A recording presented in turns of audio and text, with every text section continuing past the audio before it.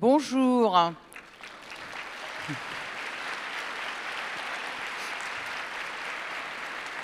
Bienvenue au festival Sérimania pour cette masterclass que vous attendez tous, d'une immense star hollywoodienne, d'une légende du cinéma. Vous vous rappelez tous de son rôle de Mia Wallace, vous vous rappelez tous de pour Pulp Fiction, vous vous rappelez tous de Kill Bill, Tarantino, vous savez tous qu'elle est apparue dans 4 séries télévisées. C'est une immense star qui nous fait l'honneur d'être là. Vous allez être en plus le premier public à découvrir en avant-première mondiale, bien sûr, Chambers. Merci d'accueillir Uma Thurman.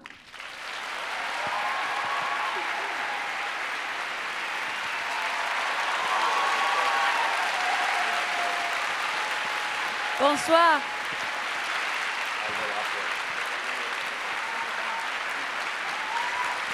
Et Olivier Joyard, journaliste aux Inrecuptibles. Olivier, c'est à vous. Non, Uma, celle-là. Uma, this one is for you. Thank you for the warm reception and good evening. Merci pour cet accueil chaleureux et bonne soirée à vous. Je vais dire juste 3 mots en français. Ça y est, c'est fini. Je vais parler anglais maintenant. We're going to speak English. I think it's best. Probably safer for me. So we're going to have about, 45 minutes. Nous avons 45 minutes et nous allons parler de votre carrière, des jalons de votre carrière et aussi ce que vous avez fait à la télévision et ce que vous faites au niveau du streaming. Et il y aura 15 minutes pour les questions-réponses à la fin. Le public peut préparer ses questions. Eh bien, nous allons commencer par le commencement, une question toute simple. Je me pose toujours cette question. Les acteurs, quand ils deviennent acteurs parce que quelqu'un les découvre dans la rue quand ils ont 19 ans, d'autres ont toujours voulu être acteurs dès l'âge de 5 ans. Est-ce que vous pouvez peut-être me dire ce qui vous a poussé à devenir actrice? C'est quoi? C'était à l'école que ça vous est venu quand vous jouiez au théâtre? Oui, effectivement. Mais nous, en tant qu'enfants, on est assez malléable. Et puis, si vous pouvez voir, vous pouvez devenir. Et ma grand-mère est décédée quand j'avais 3 ans, mais elle était actrice. Et donc, on m'a toujours parlé de qui était ma grand-mère, qu'elle aimait le théâtre. Et probablement, ça a germé une petite graine dans mon esprit en me disant que c'était possible. Et puis, à partir de là, je faisais toujours beaucoup de pièces et je me sentais à l'aise. Je me sentais à l'aise dans l'environnement théâtral, plus dans l'environnement théâtral. C'était une sorte de refuge, peut-être? Oui, quelque part, je pense que c'était un refuge. J'étais un peu dyslexique. Je n'arrivais pas à bien lire jusqu'à l'âge de 9 ans. Et ça offre un manque de sécurité quelque part. Et j'ai grandi assez vite. Et donc, ça m'a pris pas mal de temps, finalement, de trouver mon propre centre de gravité. Mais en tout cas, je l'ai trouvé dans un environnement théâtral. Très bien. Et vous avez entendu parler donc de l'héritage théâtral de votre grand-mère et vous avez... Est-ce que votre famille vous a amené au théâtre? Quel est l'environnement familial en dehors de votre grand-mère? Ma mère m'a menée voir des films de temps à autre. Et en fait, mon père était professeur et il y avait l'amour de la langue, de la poésie. La poésie était toujours omniprésente, elle m'entourait et j'avais du mal à lire puisque j'étais dyslexique, comme je vous l'ai dit, et donc j'aime pourtant les belles paroles des écrivains. Et comment cela s'est transformé? Vous avez voulu devenir actrice. Quand est-ce que, dans votre tête, hein, pas professionnellement, mais quand est-ce que vous avez décidé de devenir actrice? J'ai dit à ma mère que je voulais devenir actrice à l'âge de 12 ans et elle m'a répondu, bah, tout le monde aimerait le faire, tu sais. Et c'était assez tôt et je ne sais pas pourquoi je pensais que c'était possible. C'est probablement un des miracles de ma vie et pour chacun d'ailleurs. Vous devez avoir une vision de ce qui est possible pour vous dans votre vie et sans cela, il n'y a rien. Et vous pensez que les personnes, quand ils vont amener à voir des films, c'est ça qui vous a donné la vision ou bien c'est difficile à dire, mais il y a beaucoup de points importants pour moi. Je ne sais pas comment j'ai réussi à le faire. J'ai été à New York quand j'avais 16 ans et mes parents m'ont dit « Oh, vous êtes vraiment tu étais vraiment très indépendante. » Oui, j'étais très indépendante. J'ai changé d'école et j'étais voir j'ai eu mon premier rôle à l'âge de 16 ans. Et à partir de là, j'ai travaillé d'arrache-pied. Et puis, quel type de film vous aimiez quand vous étiez dans votre enfance? Doris Day? Oui, Doris Day, je l'aime beaucoup. Mais il y a des choses essentielles. Ma mère m'a amené voir Reds et j'étais complètement... J'adorais la romance de cette histoire et d'Ubervilles aussi, avec Natasha Kinski. Et ensuite, il y avait des choses que je regardais tout le temps, tout ce que faisait Meryl Streep, Diane Keaton et Hub Burns aussi. J'aime l'art dramatique. Et comme vous l'avez mentionné, vous avez commencé vraiment très tôt dans votre vie. Vous étiez encore adolescente et vous avez fait beaucoup de films très vite. Et est-ce que vous avez des souvenirs amusants de cette période? Vous avez travaillé avec Terry Gilliam, avec Stephen Frears. Eh bien, quand Terry Gilliam m'a fait jouer dans son film, c'était... Et je crois que ça a été essentiel pour moi parce que c'est là où j'ai compris que ça devenait réel, que j'allais dédier ma vie aux arts dramatiques et que j'allais travailler à cela de manière d'arrache-pied véritablement jusqu'à devenir vraiment excellente. Et au Brésil, en fait, le film Brésil, je trouvais que c'était super, c'était vraiment génial. J'étais mineure encore, et puis on a vu toutes ces transformations de par l'imagination avec Cinecittà. C'était vraiment magnifique et je me suis dit que je pouvais faire partie de ce monde. Et les liaisons dangereuses, une sorte d'un changement, d'un point tournant pour le public. Eh bien, c'était avant Baron Munchausen. Et il y a eu un changement de régime au studio à ce moment-là. Et c'était un film vraiment incroyable. Si vous avez la possibilité de trouver une vidéo, ça serait superbe. Mason est arrivé avant. Et oui, c'était juste après que j'ai 18 ans. Je travaillais avec Glenn Close, Malkovich et Keanu Reeves, jeune aussi. Non, on n'a jamais eu une aventure, hein, je vous rassure. Mais il était vraiment beau. Enfin, quoi qu'il en soit. C'était une expérience incroyable et je me suis vue comme apprenant d'eux, évidemment. J'étais comme une étudiante, si vous voulez. Très bien, c'est intéressant. Vous utilisez le terme étudiante et vous dites que vous avez beaucoup appris, beaucoup travaillé. Est-ce que vous suivez des cours? Oui, tout à fait. J'ai étudié l'art dramatique avec un professeur dans une classe. J'ai étudié les méthodes. Je ne suis pas très méthodique, mais en tout cas, je pense que c'était important de pratiquer les méthodes. Et après cela, j'ai eu Cynthia Hepler, une femme merveilleuse. J'ai travaillé avec elle pendant de nombreuses années. Elle était diplômée de New York, d'une classe dramatique. Elle qui forme les acteurs américains à la tradition anglaise. Et j'ai travaillé avec elle pendant des années et des années et elle m'a vraiment aidé à grandir. Et quelques années plus tard, après beaucoup d'autres films, il y a un film dont tout le monde parle encore, c'est Pulp Fiction. Et je pense qu'on devrait peut-être regarder le premier extrait que j'ai choisi de Pulp Fiction. Il y a 2 scènes de Pulp Fiction, une que tout le monde connaît, j'espère, et il y a une scène de Kill Bill, volume 2, le film que vous avez avec Quentin Tarantino. On va regarder cela.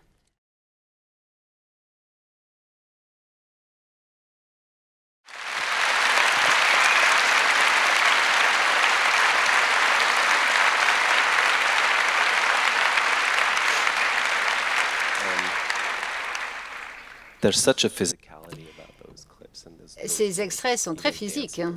Vous dansez, vous vous battez pour la vie. C'est toujours comme ça? Oui, finalement, oui, tout est une question de... On danse sa vie, on se bat pour sa vie. En fait, c'est difficile aussi pour moi de regarder cela. En fait, c'était une expérience intéressante. Et qu'en est-il du personnage? J'ai choisi le premier extrait parce que votre première apparition, c'est vous êtes en train de tourner, de réaliser. Je ne sais pas ce que ça veut dire. Moi, j'ai jamais pensé à cela, en fait. Mais en tout cas, vous étiez en train de diriger ou de réaliser quelque chose. Vous voulez dire élaborer le personnage? Vous voulez dire... il y a toujours les dialogues de Quentin, il a beaucoup de créativité, Quentin Tarantino, et il n'y a personne comme lui, personne d'autre. Et je suis bénie d'avoir cette expérience. Et dans le cas de Pulp Fiction, j'ai lu le scénario, il était achevé, et il a été tourné pratiquement à la lettre du scénario. Et dans le cas de Kill Bill, on se connaissait, c'était des années plus tard, et j'ai pu être un des premiers lecteurs. Il écrivait avec un feutre en noir, et puis il me remettait quelques bouts de papier, et je pouvais lire en avant-première. Et il y a certaines choses qui n'apparaissent pas dans le film. Hein, je disais, ma façon de communiquer, c'était « Ah, oh, d'accord, Et j'étais en train de parcourir ces pages. Vous voulez évidemment ne pas être décourageante. Et c'est un génie, c'est un génie. Et franchement, j'ai eu beaucoup de chance avec le recul. Et sur le plateau, par exemple, la scène de danse, là, vous pouvez peut-être nous dire quelque chose, parce que c'est une scène incroyable. Et c'est du cinéma, c'est du pur et dur. Oui, tout à fait. J'ai eu beaucoup de chance de pouvoir danser 2 fois dans ma carrière avec John Travolta. C'est incroyable. On ne savait pas s'il allait y avoir cette série de danses spécifiques. On a commencé par le twist, et puis après, il y a eu une chorégraphie. Moi, j'avais peur de la danse. J'ai eu plus peur de la danse que d'autres choses, parce que c'était pas évident pour moi. J'étais complètement insécure, parce que je me sentais grande, mal dans ma peau encore, et c'était difficile pour moi de danser. Et une fois que j'ai commencé à danser, je ne voulais plus m'arrêter. C'était comme si un rêve devenait vrai. Il se réalisait. Et ça a commencé un jour, 2 jours, le tournage. Eh bien, malheureusement, la danse n'a pas duré très longtemps, juste 1 heure à peu près. Mais être enterré vraiment vivante, ça durait des semaines. Oui, d'accord. Donc, vous avez des souvenirs différents. Oui, ce sont des défis différents. Mais dans la scène, vous ne perdez pas. Vous êtes filmé sur un pied d'égalité avec Travolta. Vous donnez le change. Eh bien, la façon dont ça a été filmé, bon, il faisait des mouvements comme ça, d'accord, et à un moment donné, il était carrément dedans, quoi. Et le caméraman était tellement dans la scène, dans le tournage, qu'il dansait en même temps que nous, Travolta et moi. Donc, il fallait quand même stabiliser un peu l'image, mais c'est Quentin Tarantino qui, enfin, pas le caméraman, mais Quentin qui dansait avec nous. Et très souvent, vous êtes seul. Vous êtes seul à l'écran. Vous voyez ce que je veux dire? Et apparemment, c'est très dur pour un acteur ou une actrice de ne pas avoir la réplique, de n'avoir personne en face de vous qui vous donne la réplique. Ou... Eh bien, personnellement, je ne suis pas d'accord. Rien n'est... C'est bien, c'est comme l'amour, et d'être avec la bonne personne, mais il vaut mieux être seul que mal accompagné, d'accord? Donc voilà, moi, ça ne me gêne pas trop, quoi.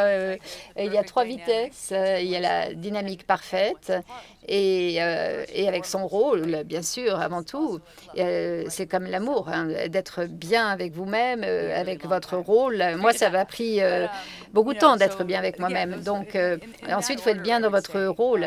Donc, tout s'inscrit comme ça dans cet ordre. C'est très intéressant de devoir se concentrer et de raconter ces histoires vous-même, sans dialogue même. Et quand on regarde Kill Bill, eh bien, c'est essentiellement des silences. J'ai rarement l'occasion de rentrer dans le dialogue de Quentin Tarantino, dialogue juteux. Et il y a eu 10 ans qui se sont écoulés entre les films, et vous étiez plus âgé. Donc oui, quand j'ai fait Kill Bill, j'étais une meilleure actrice. J'ai eu la possibilité de pratiquer entre ces années-là. Ça fait longtemps que j'ai pas vu Pulp Fiction, et ma fille est devenue actrice entre-temps, et ça me fait penser à elle maintenant quand je regarde Pulp Fiction. Je vois un bébé un petit peu dans Pulp Fiction. Et si je ne me trompe pas, le personnage dans Kill Bill a été influencé par Gloria and Coffee et Ken Brea et Clint Eastwood. Oui, j'ai pensé beaucoup à lui parce que il était fantastique. Il pouvait dire un mot dans un seul film et tout changer. Et j'ai toujours été très attachée à la langue. Et c'est important pour moi, la parole. Et en fait, la musique des mots est très importante pour moi. Et c'est là où je trouve de la force. Et donc, je me suis battue pour cela, et ça m'a aidée à grandir. Et ce personnage, quelque part, est puissant. Il y a beaucoup de choses qui se passent chez ce personnage féminin, mais aujourd'hui, à Hollywood, on voit des résurgences d'héroïnes telles que Captain Marvel, Wonder Woman. Eh bien, vous avez fait cela il y a très longtemps, n'est-ce pas? Oui, oui, effectivement. Et maintenant, quel est votre sentiment? Qu'est-ce qui se passe au niveau de tous ces personnages? Eh bien, c'est bien. C'est une sorte de rectification. Moi, je suis heureuse parce que j'ai une fille de 20 ans qui va dédier sa vie au théâtre, au film, à la télévision. Et elle est dans sa propre série Netflix. Donc, c'est très sympa de voir ça. Mais je suis heureuse de voir qu'il y a de meilleures opportunités pour les femmes maintenant.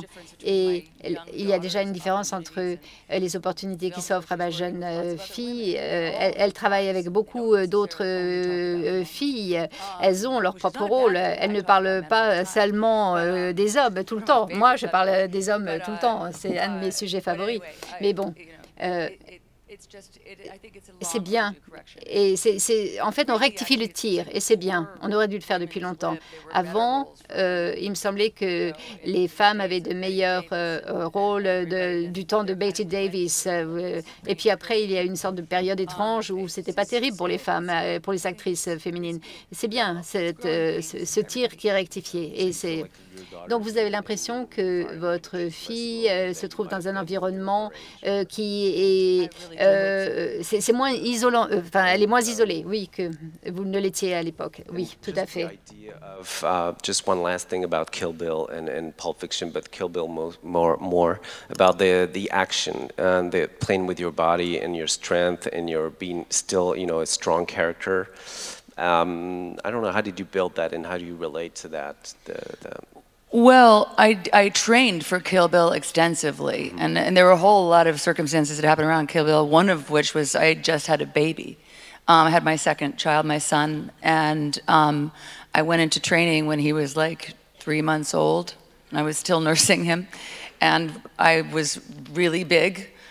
I'm someone who gained a lot of weight when I had babies. I don't know why, but I could only give birth at 190 pounds. Even though it was like broccoli or ice cream, 190 pounds, that's where we're going. So anyway, I had like once I gave birth to my son, I had like 3 more babies left, like hiding on each hip. So that was a very, and I've never been that athletic. So it really did change my life. Ça a vraiment changé ma vie de certaine manière. Et cela m'a ancré. Et vous l'avez toujours, cette discipline. Non, je ne suis pas du tout discipliné.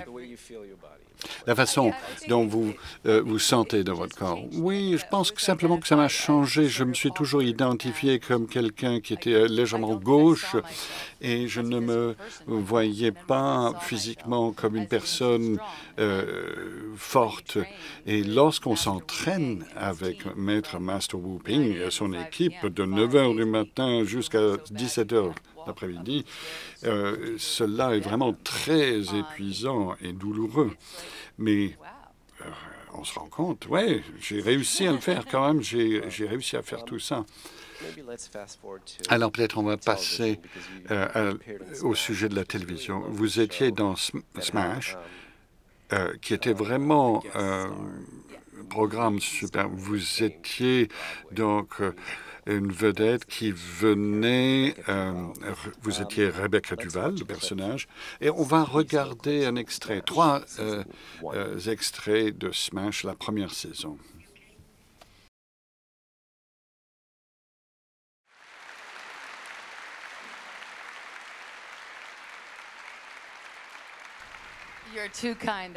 Vous êtes vraiment gentil parce que je n'étais pas très bonne dans cette scène, franchement. Mais le pouvoir des stars, et c'est ça le sujet de cet extrait, et que la peur est toujours là pour tout le monde. C'est très émouvant. Oui, on dit que la peur peut être saine, et je me pose la question de savoir si vraiment la peur est quelque chose de sain. Ayant souffert pas à bon escient. Et je me demande si la peur nous rend plus forts ou est-ce que cela nous épuise, nous enlève notre énergie. Je ne sais pas, c'est une question qui est ouverte. Mais est-ce que l'on peut lutter contre? Oui, je pense qu'il faut en être conscient. Mais j'avais peur ce matin. Et j'étais inquiète de savoir comment cette soirée allait se dérouler. Je pense que c'est tout à fait humain. Et pourquoi vous avez décidé de faire ce spectacle? Parce que vous aimez les comédies musicales et c'est Marilyn, hein? Vous vouliez jouer le rôle de Marilyn Monroe? Alors, comme vous l'avez dit, j'ai mon petit fantasme Doris Day, hein, et j'aurais aimé faire de la comédie musicale, danser et chanter. Et Neil Maron était le producteur de ce spectacle. Je ne suis pas perçu comme quelqu'un qui est choisi pour des comédies musicales. Et généralement, on fait des castings qui se répètent toujours et on essaie de changer de genre. Et c'était toujours mon objectif de pouvoir jouer dans d'autres genres. C'est une bonne mission, c'est un bon objectif, mais c'était épuisant, je voudrais vous le dire. Cette personne ne tente pas cela, il baisse les bras. Ben oui, mais il faut tenter sa chance quand même. Alors, vous avez appris à chanter parce que vous vouliez faire de la danse et chanter. Et c'est Hollywood vraiment à la base. Dans les années 30, années 40, tout le monde dansait, chantait à Hollywood. Vous vous êtes entraîné? J'adorais ça, enfant. Et je ne suis pas une bonne danseuse. Je ne connais pas la droite de la gauche. Mais je me rappelle au lycée, il y avait cette femme qui faisait des chorégraphies. C'était Petrushka qu'on produisait et j'étais dans le chœur. Et je ne plaçais mal sur scène. Et la chorégraphe était furieuse avec moi parce que je d'aller dans la mauvaise direction sur scène. Et je ne sais pas comment dire, je pense que cela apporte de la joie aux gens. Et une des choses que je préfère faire, c'était avec Mel Brooks, The Producers, et j'ai pu vivre ce rêve pendant un court instant. Et je me suis entraîné énormément, juste pour faire quelques numéros, ça demande énormément de travail. Et quelle est l'expérience de faire cela? C'était pour un programme pour la télévision. Vous avez parlé de Kill Bill, la scène qui a pris des jours et des jours. La télévision, c'est plus court. Alors j'imagine que cela demande d'autres capacités. Effectivement, dans ce programme, j'avais quelques apparitions assez courtes. J'ai travaillé sur 2 scènes de danse. J'étais très heureuse et je savais ce que je devais faire et comment me déplacer. Et donc, le casting était super. Et il y avait Steven Spielberg qui était producteur. Il y avait vraiment des personnes prestigieuses. Mais le tempo de la télévision ne vous a pas déstabilisé parce que tout doit bouger très rapidement pour la télé. Le tempo est très rapide. Mais j'ai travaillé dans toutes sortes de films, des films à gros budget, petit budget. J'ai fait tout un film en 2 semaines avec Richard Linklater qui s'appelait Tape et c'était à huis clos. Hein. Donc, c'était possible de faire, on avait répété ça comme une pièce de théâtre. Mais lorsque nous avions démarré Kill Bill, au début, nous étions en Chine et nous faisions les tournages 6 jours par semaine. C'était incroyable, c'était insensé. Et nous avons réduit après à 5 jours de tournage par semaine. Mais j'ai eu des expériences très variées, donc cela ne vous paraissait pas si difficile. On s'attend à ce que les choses ne soient pas difficiles. On peut devenir grognon par moment, mais la vie, généralement, ça dépend de ce que vous investissez dans votre vie, comment vous vous préparez, quelle est votre compréhension et puis votre passion et l'énergie qui sort de tout cela. Et c'est ça que j'ai vécu, c'est ça mon expérience. Vous n'aviez pas fait beaucoup de télévision avant, vous avez fait un film pour HBO qui a été produit pour le petit écran, Historical Blindness. Et vous avez été décerné un Golden Globe pour cette performance. Mais le fait de faire des séries télé, est-ce que c'était une évidence pour vous? Non, mais j'ai vu tellement de choses très intéressantes faites pour la télévision. Je regardais beaucoup de télévision lorsque j'étais plus jeune, entre les vidéos et la télévision. Tout ce que nous voulions faire, c'est de regarder la télé. Je me rappelle, nos parents essayaient de nous empêcher de regarder la télé. Mon père venait pour toucher le haut du poste pour savoir s'il était toujours chaud après qu'on l'ait éteint. Et c'est seulement depuis 10 ans que je suis revenu à la télévision depuis 10 ans et j'aime beaucoup de choses qui sont produites pour la télévision. Est-ce que c'est une ère dorée avec des choses très innovantes? Nous cherchons tous quoi regarder à la télévision. C'est vrai que c'est un très bon compagnon lorsque on est pris par une série. On se sent moins seul. Oui, je regarde beaucoup de choses. Mon fils, en fait, est devenu mon partenaire télévisuel. On regardait beaucoup de télévision. Et donc, nous sommes devenus des partenaires télévisuels. Donc, je regardais beaucoup de choses différentes et je lui demandais de regarder Homeland avec moi. Et il m'a dit, maman, c'est pas vraiment pour quelqu'un de mon âge.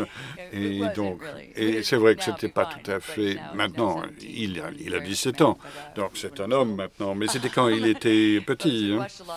Donc, on a regardé beaucoup de Aliens, le programme de Simons. Oui, effectivement, j'ai regardé beaucoup de télévision avec mon fils. Alors, il y a la version américaine de Slap. C'était une expérience tout à fait intéressante. Cela parle des relations et de la famille, des rapports entre les membres d'une famille. Et concernant les rôles, vous aimez bien choisir ces rôles qui sont un petit peu durs. Oui, peut-être, oui, effectivement, on choisit les rôles, mais les rôles vous sélectionnent aussi, vous choisissent de différentes manières assez étranges, finalement. Et j'ai beaucoup aimé revenir au drame et à la fiction, et je suis vraiment enthousiaste, j'aime tous les genres. Et j'ai essayé de travailler dans tous les genres de fiction. Je ne sais pas si je préfère la comédie ou les drames. Je ne sais pas s'il y a une petite guerre entre les deux côtés de moi-même, enfin les deux parties de moi-même qui aiment ces différents genres. Que voulez-vous dire par les rôles vous choisissez-vous? Mais il y a tellement de différents éléments, facteurs. Quelles sont les occasions qui se présentent, ce que vous cherchez ou pensez vouloir, ou peut-être les fantasmes que vous avez. Vous imaginez travailler avec un tel ou une telle. Et généralement, il faut adhérer à l'ensemble du projet et vraiment sentir que, et y croire, avoir la foi. Hein, c'est vraiment une situation où on travaille en équipe. Hein, et donc, il faut adhérer au projet dans son entièreté. Alors maintenant, vous avez commencé à faire du théâtre, une pièce sur Broadway. Vous avez travaillé sur les films de Lars von Trier. J'adore Lars. Oui. Mais s'il me demande, je suis ravi. Ben, je pense que c'est normal de vouloir tenter des expériences. Mais beaucoup de gens diraient que Lars von Trier, c'est difficile de travailler pour lui. Oui, mais c'est drôle. Je me rappelle, je trouve tout ce qu'il crée très difficile. C'est un artiste consumé, mais c'est un vrai artiste. Et il me disait, j'ai jamais vu quelqu'un jouer la comédie autant que vous le faites dans mes films. Vous n'êtes pas bonne. Vous êtes trop émotive. Mais je le respecte. Et je pense qu'on peut comprendre beaucoup de choses lorsque on a du respect pour soi-même et pour les autres. Nous en avons parlé tout à l'heure un petit peu.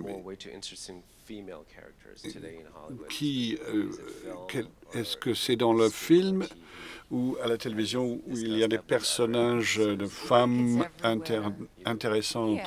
Ah, je pense qu'il y a des rôles pour les femmes intéressantes dans tous les genres ou dans... il faut les trouver, les chercher, mais les rôles, c'est également une question de chance. Et aussi le soutien des artistes qui vous entourent pour vous aider à trouver des rôles. Est-ce que c'est quelque chose pour lequel vous luttez, vous vous battez? Non, je ne pense pas. Je ne sais pas. Je ne pourrais pas vous dire. C'est un processus qui évolue constamment. Est-ce que vous espérez, ou vous pensez que cette conscience de la nécessité de l'égalité entre femmes et hommes à Hollywood est une chose, oui, tout à fait positive. Il y a tellement de situations par le passé où parfois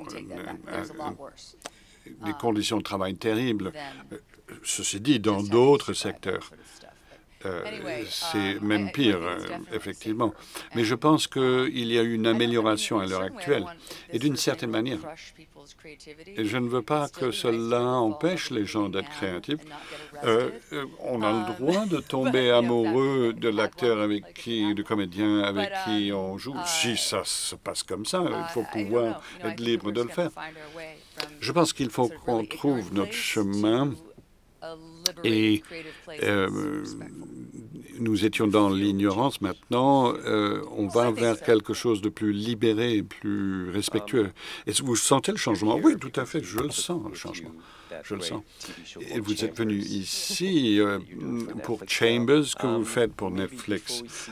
Avant de voir un court extrait du premier épisode, peut-être vous pouvez nous donner le début de l'intrigue. Pas trop d'éléments parce qu'on a une projection tout à l'heure. Oui.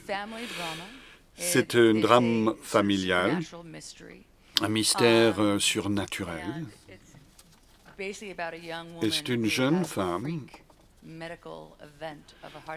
Elle a une crise cardiaque. Elle est jeune. Donc, elle est secourue parce qu'une autre jeune femme est morte ce soir-là et on lui transplante le cœur. Et donc, il y a des éléments surnaturels, mais en même temps, c'est une tragédie ou un drame. Et vous êtes la mère de la fille qui est décédée. Bon, on va regarder l'extrait.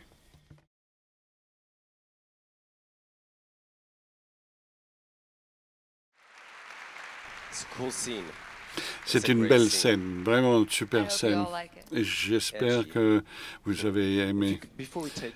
C'est tendu. Avant de prendre des questions, je pense que c'est une bonne chose de prendre des questions du public. Est-ce qu'il y a une chose que vous aimeriez dire à propos de Chambers?